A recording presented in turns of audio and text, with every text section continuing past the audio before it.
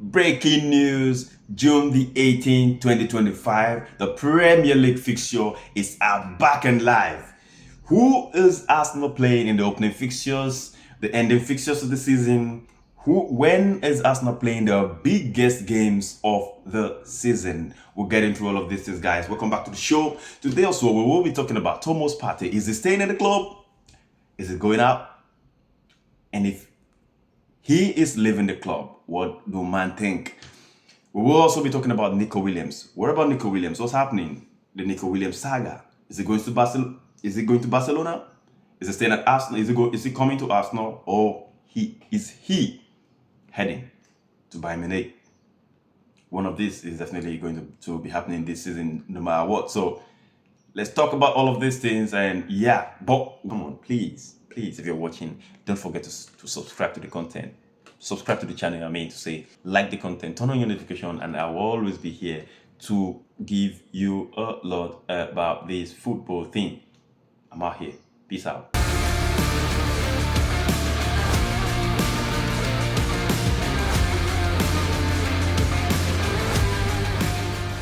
Where do we start from?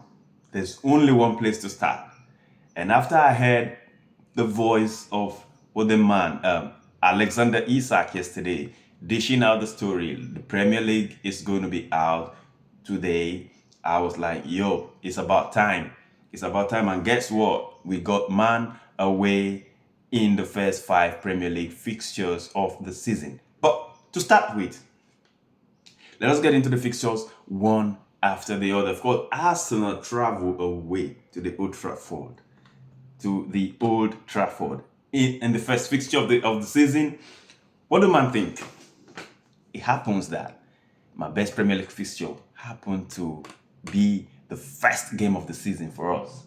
Yeah, if you man don't know, I actually love United away. And you know why I love it? Like, I used to like it back then during the Fergie era, the Alex Ferguson, Arsene Wenger era, the rivalry and all of that. It was a very, very intense game. So why do I prefer it away? I prefer it away because competition. Like, I want to see what Arsenal can do in the tough grounds, away from home in the tough grounds, because that's when you make a statement as a club and all of that. And it used to be really, really fun. Like, very, very difficult games going away to United, and man can still say we got battered, a certain season, But it's been one of the fixtures I personally look up to in the Premier League fixture. Of course, I look at North London Derby, understandably so.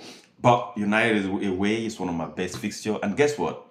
It happened to be the first Premier League fixture of the Arsenal season. And is this the season that we are going to make it, or that we're going to do it? Is this the season that we are going to finally go on and get over the line? Let me read out, what we got in the first 5 Premier League fixtures. And let me tell you the teams that we are going to be facing in the first 5 Premier League fixtures. And it's actually very interesting to see. First fixture, like I said, we got Manchester United away. We got next game, we got Leeds United at home.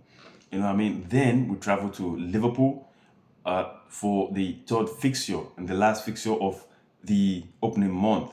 Now, after that, in September, we got Nottingham Forest at home, Manchester City at home, and we got Newcastle away. These are the first 6 fixtures.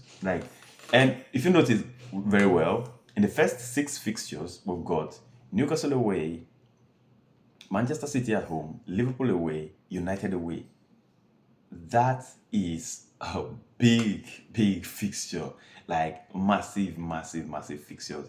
The first, to have these 4 teams playing most of them away in the first 6 games, that's a big, big intro to the season. Like, seriously, what do man think about it?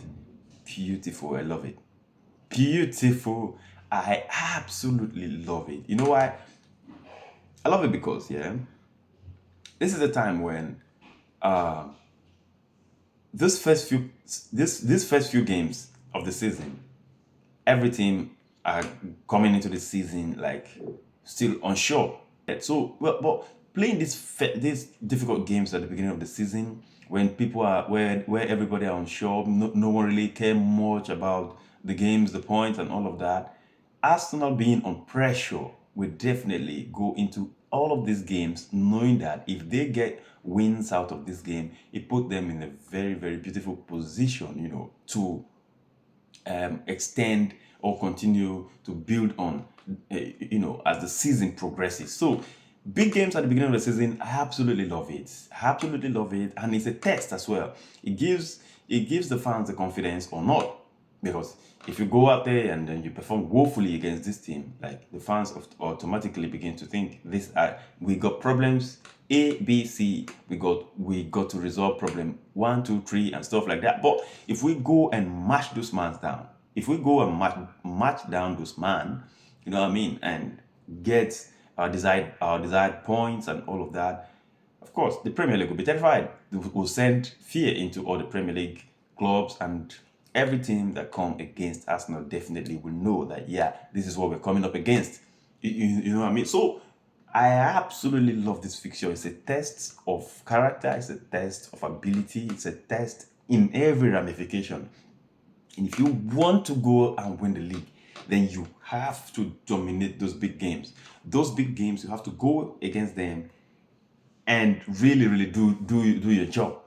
Do job on these big games. And when you talk about big games, I'm not really scared of big games because Mikel Arteta has been really, really brilliant playing out them big games. He's been really, really good and stuff like that. So I'm not really scared about them. So if we keep that momentum, beat the Manchester Cities, beat the Manchester Uniteds, and of course, definitely, I'll be looking up to that Newcastle game. I need that 3 points like a man need his next air, blood.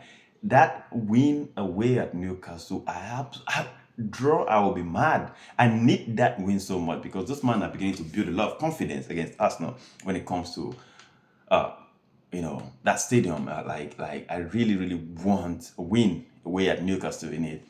Then talking about Liverpool, it's always going to be a difficult game, but it's not uncrackable. Yeah, it's not uncrackable, and I want that win as well. I really, really want two places. I want to win. I want to win away at Liverpool. I want to win away at Manchester City. I want to win, at Newcastle. Come on, these three away games. I really, and we'll be playing two of them. In the first 6 fixtures. Come on, you Gunners. Make your man happy, man. Yeah. So that's the first few fixtures that we got, and of course, North London Derby. We normally get the North London Derbies in September, late September and stuff like that. But this time we played the North London Derby in November.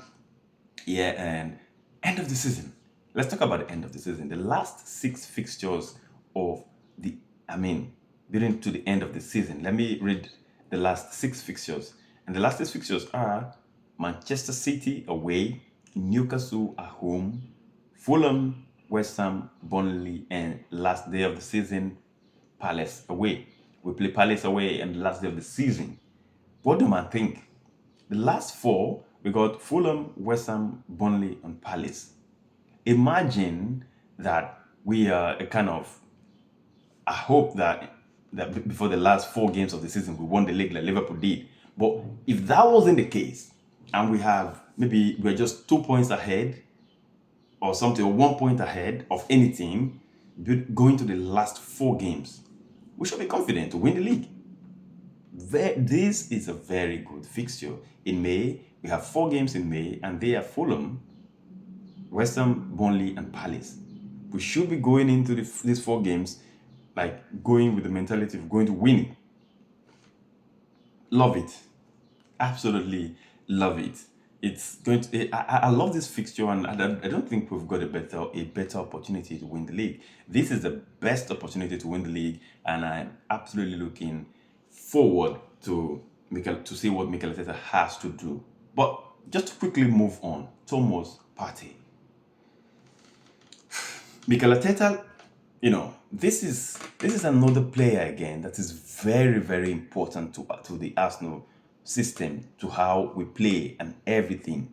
The way Thomas Partey, controls the ball, controls the midfield, sets the pace. he really doing all the breakup plays, holding the lines, guarding the defense and everything. I can't believe that the club is not giving him the value he deserves. I don't want to talk about the player of the season. The player of the season was given to Declan Rice, and it's a shambles for me. It's a shambles. Thomas Partey is being disrespected so much in the club. A season where all Arsenal midfielders failed to exist.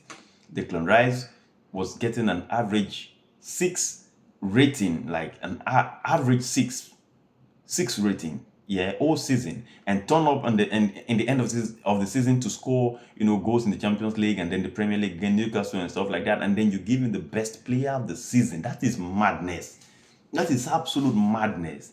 Thomas Partey, every point Arsenal dropped throughout the season, go back and watch. Go back and verify, yeah. Every time Arsenal dropped a point, it's either Thomas Partey was out of the team or was drifted to go and play at right back. And any game Thomas Partey left the midfield to go and substitute an injured player to play at right back, Arsenal go down, automatically drop the point. Arsenal drops a point. Man, and this man has been putting on consistent performance all season. There's no game you come out and like, oh, Thomas Partey was like let us down. But he was always putting on consistent. And then you give Declan Rice the player of the season. That's madness from Arsenal. Jurgen Timber had a brilliant season. He was way ahead of Declan Rice, absolutely way ahead. And then I don't get how did this whole thing? How did they bring up this whole thing? Like Thomas Partey was way better, Jurgen Timber way better, Gabriel way better. Declan Rice is the 4th best player in the team. Declan Rice, the 4th best player in the team. And it's only been the 4th because Maestro Skelly came in a bit late. If he came in a little bit earlier, I'm sorry, Declan is 5th. What's my telling me? David Raya is there. I'm giving no less than 4th. Maximum, like the maximum I can place Declan Rice in that team is 4th. It's 4th, like seriously. And yeah, but it is what it is. What am I trying to talk about? Thomas, Theo, Rude Boy, Partey, very important. And if Arsenal dares to play with that contract, I will be really, really mad. I will be really, really tearing Mikel Arteta apart with my words. I know I can do nothing from here, but I will be tearing him apart with my words. You can't let Granit Xhaka leave like that prematurely. You left Aubameyang left prematurely. It affected us. It's so obvious. Granit Xhaka left prematurely, affected us. So obvious. We would have won the league 2 seasons ago if he was there. You let our young players leave just like that. Balogun left. What's this guy? Emmy Smith-Rowe left. You're leaving Kieran Tierney for free now, giving different excuses. Okay, those are history. But let's talk about the present. Thomas Partey must not leave the team. Thomas Partey must not leave the team for any reasons. And if it happens, oh my days, I'll be losing it. I'll be losing it. So, not to talk much about that. I just hope they sort that out. Yeah, Nico Williams. Let's talk about Nico Williams. The saga between Barcelona and Bayern Munich, because I think they are actually the 2 leading clubs to sign Nico Williams. And Nico Williams is giving Bayern Munich is doing everything to sign Nico Williams, but Nico Williams is giving priority to Barcelona and stuff like that. But do Barcelona really have the financial strength? I think no. Just a year ago, they're unable to register Dani Olmo. I don't even know how this club just manages to come out and want to pick all these young players. They don't have the capacity. It's obvious. 58 million is not a big money at all for any club, like any big club in Europe currently to pay. But they can't afford it because they have a truckload of financial issues in that club at the moment. They can't even register their own player at the moment. How can they afford to go pay 60 million for another player? How do they register him? It's not going to happen. Definitely Bilbao will be wanting that money cash this season. They will be wanting that money definitely. And since they want it depends on the player. Now the player of course wants Barcelona. He knows Bayern are there. He knows Arsenal are there. There've been approaches and stuff like that. But I believe very well that Barcelona cannot do that deal. Yes, he's given the priority, and I think that's out of respect, friendship, and all of that. But he can, that deal cannot happen. It now depends on the player. Where else does he want to go? Bayern are doing everything. Bayern has had two meetings, like it was reported by Fabrizio Romano and stuff like that. Arsenal, of course, has been there. I think Arsenal has been behind the scenes. Like, they've not been doing anything in the open. But I would really want him at Arsenal. Anybody would want Nico Williams at Arsenal. And I don't think that money is big money to pay.